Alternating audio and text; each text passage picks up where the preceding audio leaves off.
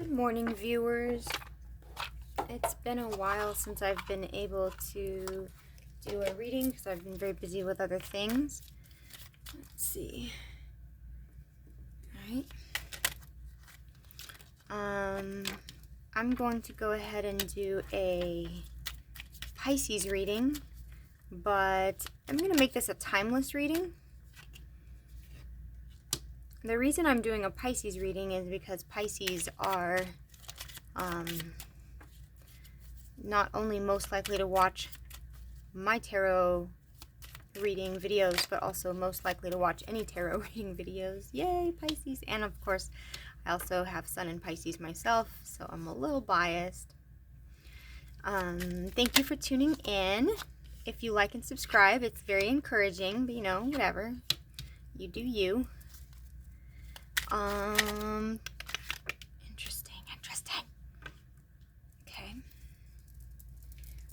Yeah, so I'm not going to try to do all the signs this time. I didn't get to all of them last time. I'm just going to see what feels right and what I have time for.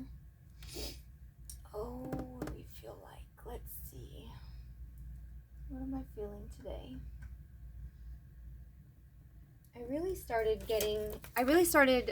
this channel because I have so many oracle cards and tarot cards and various types of cards that I wanted to play with, and I don't have a lot of opportunity to do tarot card readings for other people so much as I used to.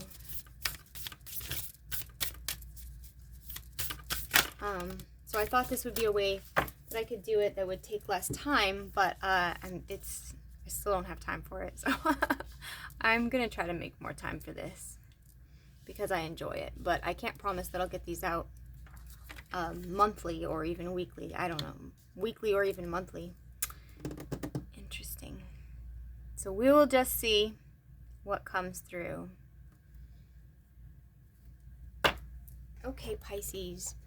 It is May, as I am recording this, it is May 11th, but I'm gonna let this reading be timeless. I believe that the energies of the previous readings that I did, which I intended to be for the month of February and perhaps somewhat into March, and those readings turned out to be more on their own time frame, although some of that stuff unfolded over that month. Some of the energies were continuing to develop more slowly, which makes sense in a way because I was planning to do readings monthly and I didn't, and I don't know, it makes sense to me. Okay, let's see what we have here.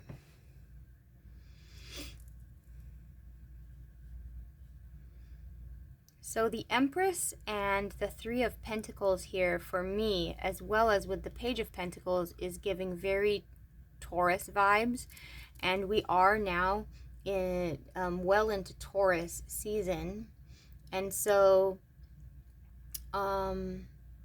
this is, whether you are a woman or not, this is really about embracing the divine feminine aspects within yourself, the nurturing qualities, the sort of the Mother Earth archetype, the nurturer. It's also collaborating, but there's some difficulty in achieving what you want, or there are things that you are trying to achieve or want to achieve that you don't yet know how to get there, or it's not really coming together. And it has to do with your emotional satisfaction, or specifically your family, but it can also just be your emotional well-being and satisfaction, overall happiness in life. Ultimately, there's going to be something that you're going to have to let go of, and you're just not quite there yet. There are previous energies affecting the situation. So here we see the card of collaboration, and this is also the card of doing the work in the 3D to bring your ideas into a material reality.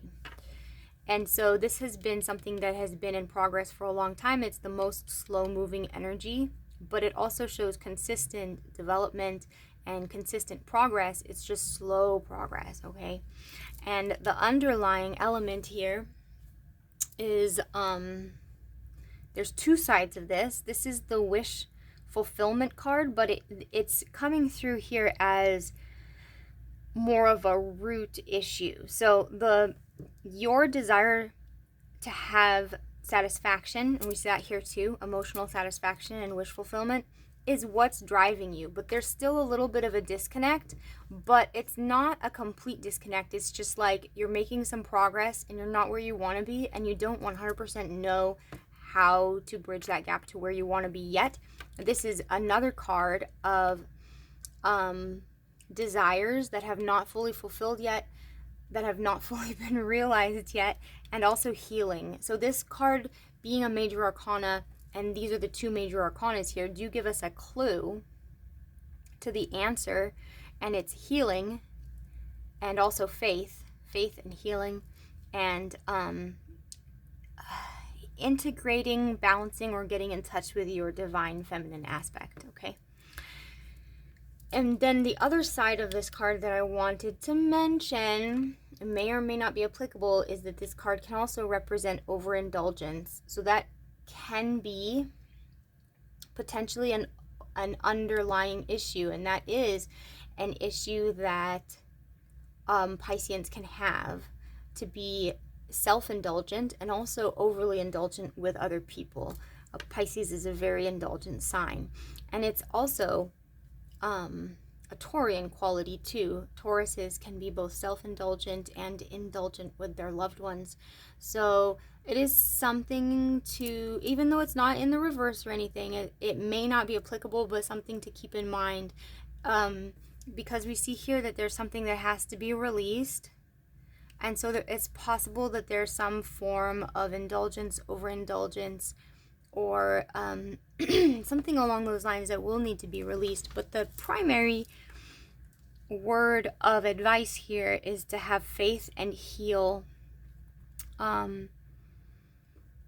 This woman is, oh dear, I forgot that I forgot that YouTube has an issue with nudity.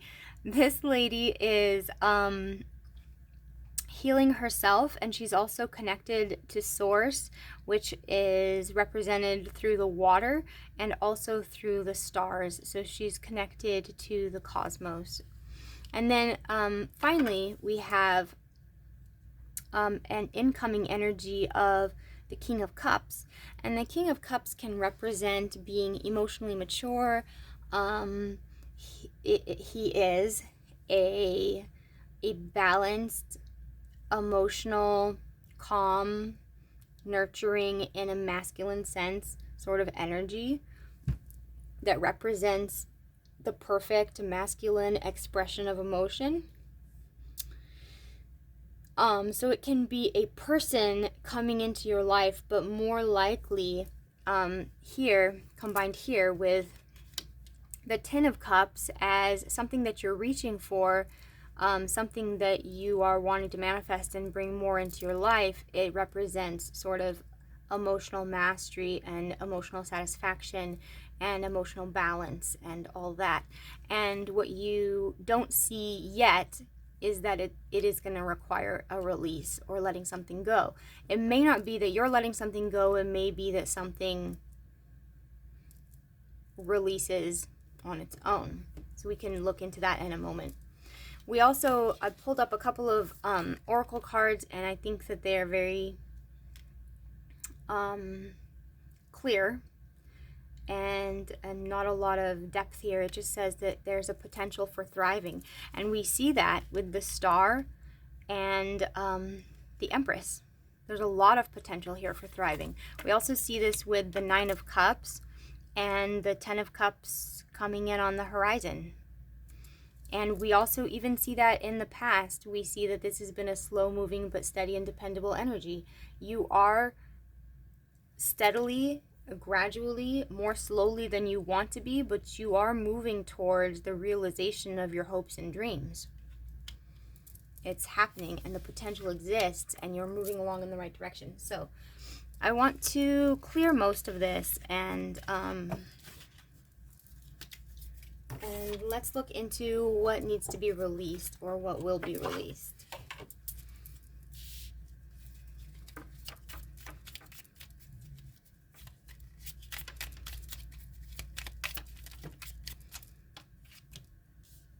The Emperor, Death, and the Hierophant. Okay, wow. Wow. So the Emperor and the Hierophant are the two divine masculine cards. And the Death card is sort of an echo of the Eight of Cups, although sometimes the Death card is said to be more like the Major Arcana version of the Ten of Swords, but it's also an echo of the Eight of Cups, definitely. Okay, so I'm getting a couple of things here. There's a couple of ways this can be read. It can be read literally as the release of a person.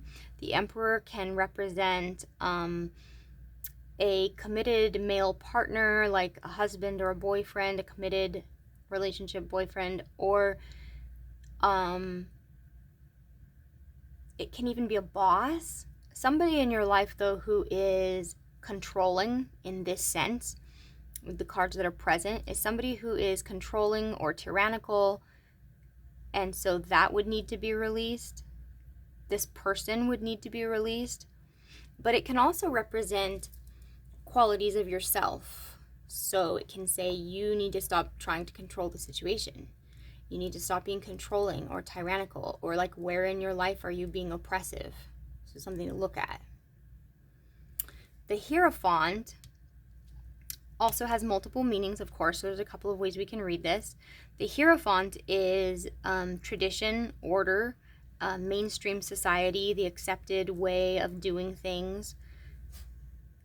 It's doing things within an accepted structure of society. But in a completely different sense, it can also represent the awakened and wise version of the divine masculine, where the Emperor is like the initial first level of the divine masculine and is said to be like a father figure. The Hierophant is like the grandfather figure, is like the even more awakened, the more spiritual, the wiser, and more experienced version of the divine masculine archetype. So it could say that you need to release and allow the controlling and tyrannical parts of your own psyche to die and welcome a rebirth and a new chapter where you become your awakened version of yourself, your wiser version of yourself. Or it can say that you need to release somebody in your life who is tyrannical and controlling and allow a new chapter to unfold with somebody who is wiser and more mature. So you can see that there are a variety of ways to read this. I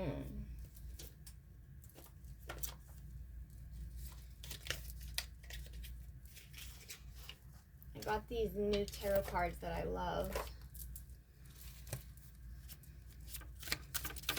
And I really should use them more for YouTube readings too, because they have no naked people on them. It's all animals.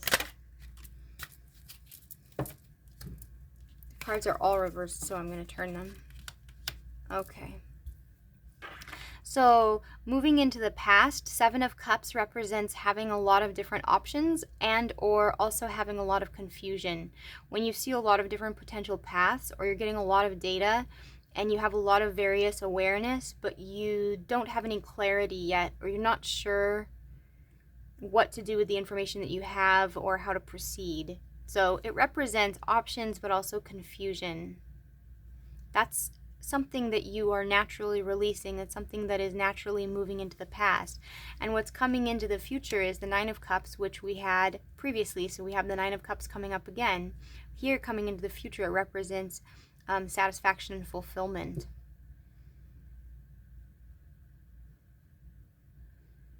And the clarity is implied. The clarity is the Eight of Cups. So you have Seven of Cups, Eight of Cups, Nine of Cups. The clarity comes from release.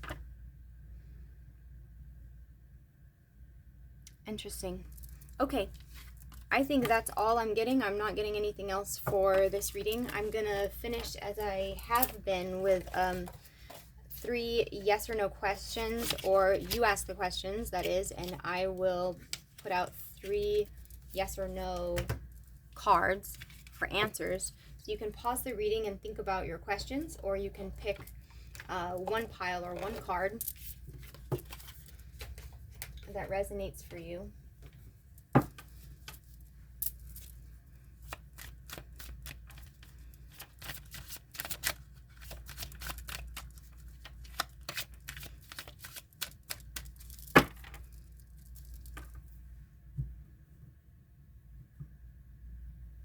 Okay, so for question 1 or pile 1, the answer is yes.